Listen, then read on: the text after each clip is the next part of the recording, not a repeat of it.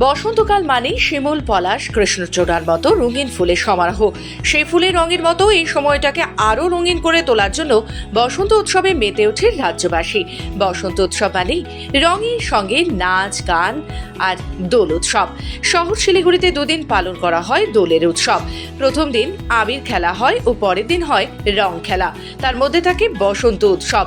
কিছু কিছু শিক্ষা প্রতিষ্ঠান সহ বেশ কিছু প্রতিষ্ঠানে পালিত হয় শান্তিনিকেতনের আদলে বসন্ত উৎসব।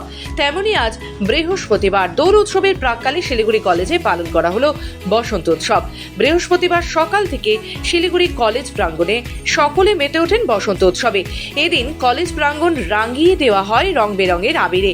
বিগত বহু বছর ধরে শান্তিনিকেতনের আদলে শিলিগুড়ির কলেজ প্রাঙ্গণে আয়োজিত হয়ে আসছে বসন্ত উৎসব। ঠিক তেমনি এবছরও একইভাবে পালন করা হলো বসন্ত উৎসব।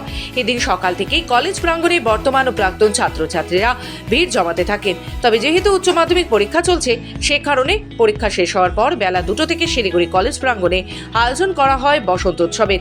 এই দিনের এই উৎসবে শুধু বর্তমান ও প্রাক্তন ছাত্রছাত্রীরাই নয়, পাশাপাশি কলেজের অধ্যাপক অধ্যাপিকারাও এই বসন্ত উৎসবে গা ভাসিয়ে দেন।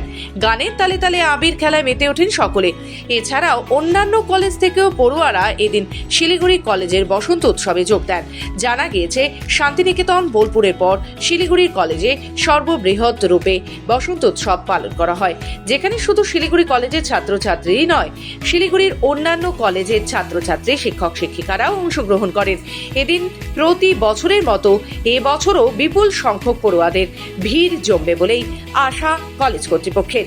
পাশাপাশি সকলের জন্য যেমন রয়েছে আবিরের ব্যবস্থা, ঠিক তেমনই থাকে মিষ্টি মুখেরও ব্যবস্থা।